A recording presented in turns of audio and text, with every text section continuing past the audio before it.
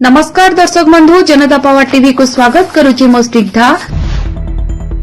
कंधमाल जिला दारिंगबाड़ी ब्लॉक ब्राह्मणीगाँ थाना मेरमाहा छकरे बाइक सह स्कूटी मुहांमुही धक्का होईछि। फଳରେ घटनास्थଳରେ ଜଣଙ୍କର ମୃତ୍ୟୁ ହୋଇଥିବା ବେଳେ ଅନ୍ୟ ଦୁଇ ଜଣ ଗୁରୁତର ହୋଇଛନ୍ତି। केन्द्र बजेट्रे ओडिशाको अवहेला कराଯାଇଥିବା विजेडी और कांग्रेस अभियोग କରିଛନ୍ତି। आगको निर्वाचन थिबारु बिहार को फोकस रे रखा जाइथिबा बेले ओडिशा को अवहेला कराଯାଇଥିବା विरोधी अभियोग କରିଛନ୍ତି।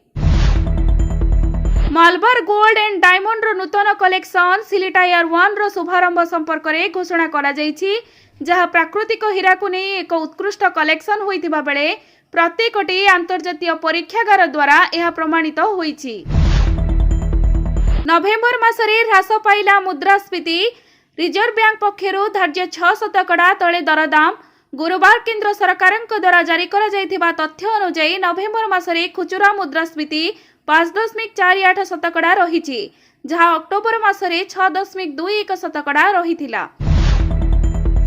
जामोटरी नियुक्ति सुजोग 20 लाख देई वर्षे मागणा काम, द्वितीय वर्ष रे कंपनी देबो एते।